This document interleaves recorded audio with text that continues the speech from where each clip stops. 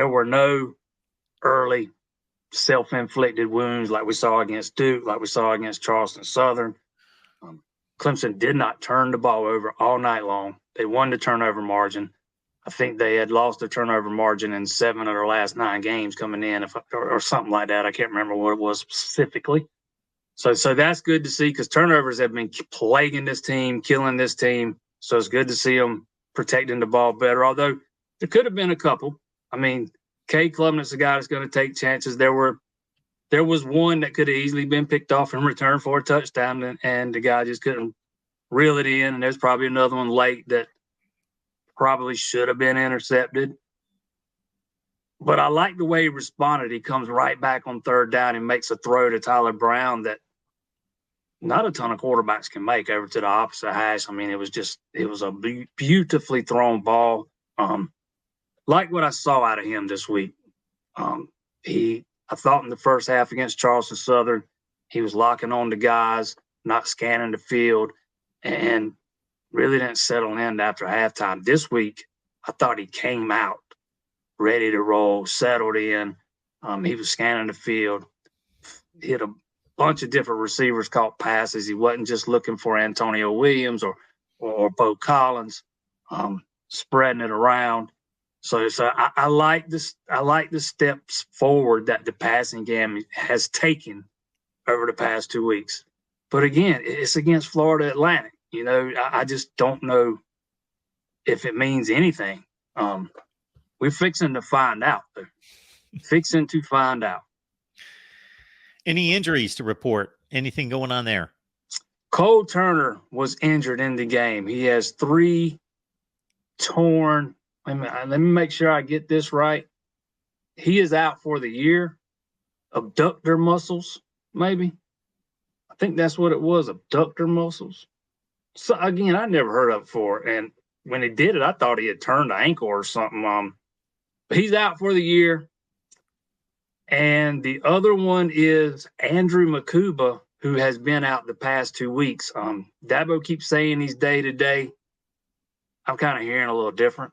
I'm hearing there is a distinct possibility he will not play Saturday. They don't know yet. On the flip side of that, freshman Khalil Barnes filled in for him admirably Saturday. I mean, he played lights out. I wish I had his numbers right in front of me, but he killed. He had an interception. He forced a fumble, tackle for loss. He looked remarkable. He did not look like a freshman at all. So if Makuba can't play, you got to feel good about, Barnes. Other than that, healthy. We're not been able to say that a lot about this Clemson team. Jason Priester's here, allclemsontigers.com. Get on over there, check out Jason's work. We appreciate Jason being here every week to talk Clemson football with us. And, of course, the huge matchup against Florida State. Is it a rivalry? Is it not a rivalry? We're not going to discuss that now. We got all off season to do that. But I know a lot of Clemson and Florida State people that say this is a great rivalry, and other people say it's not a rivalry. They're just good. And so they run into each other. And so it's not a rivalry. They're just in the same conference, and they're both good. And these two have obviously traded spots throughout the years, and they've owned this conference since going back to like 2012. It's been all Florida State and Clemson, aside from Pitt jumping up one year and gaining the conference championship. So here we go. This was a non-factor of a game for about 5 years. And now Florida State's gotten better. And they gave them a game 2 years ago in Death Valley. And then last year, Clemson controlled the game, but still it was pretty close when Florida State made a run at them late. And now Florida State appears to be the best team. But here we go again with college football being what it is. Who in the world expected? And so I completely ignored this game until about 6 or 7 minutes left. And all of a sudden, I wanted to know what was going on in Chestnut Hill because Florida State was struggling. And if Boston College doesn't chalk up 18 penalties, and this is what I hate, and it's not the officials' fault. They have to make the call. It's a game where everybody's riding on the edge of their seat across the nation. Can BC pull off this incredible upset that nobody forecasted in any such way? Shoot, they couldn't even barely beat Holy Cross in Northern Illinois. And a face mask ends the game. Like we all want, regardless of who you're rooting for, unless you're a Florida State fan, of course, But if you're just wanting to see a dramatic finish, you want BC to get the punt. They stopped them. You want them to get the punt and see if they can drive for a field goal to win the game.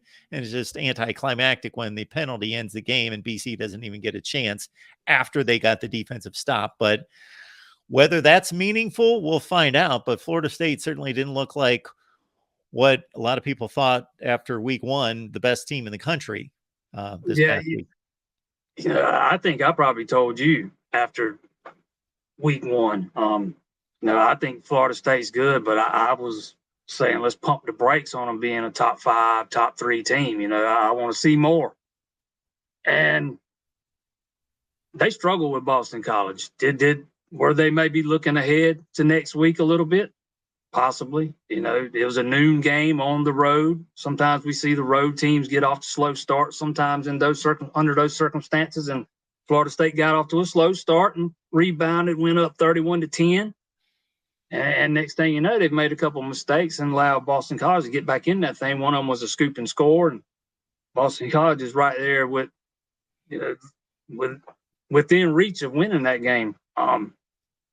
Again, I don't know if that was maybe a little bit of Florida State looking ahead, or if maybe that's just, maybe they're not the top 5 team they're being made out to be by everybody.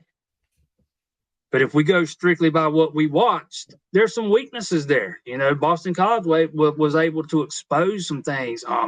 Boston College's quarterback in particular. So we'll see if Clemson can put a game plan together that can expose some weak spots on that defense. I think the secondary has been questionable to play in the secondary for Florida State going back to the LSU game. So I think there will be some opportunities in the passing game. The question is, does Clemson have the receivers to make that happen? We've not seen it yet outside of Charleston Southern and Florida Atlantic, and they are a far cry from what Florida State's going to be. I also want to see this Clemson running game against that defensive line of Florida State. I forget how many rushing yards Boston College had in that game the other day. More than I thought they would have had going in. Because that defensive line for Florida State, it was stout against LSU. It was really good. Maybe not quite so good against Boston College. Part of me wants to think they, just kind of got caught looking ahead a little bit. But we'll find out for sure Saturday. But this is a huge game for Clemson and Dabo Swinney's program, man. Huge. Probably one of the biggest we've seen in quite some time.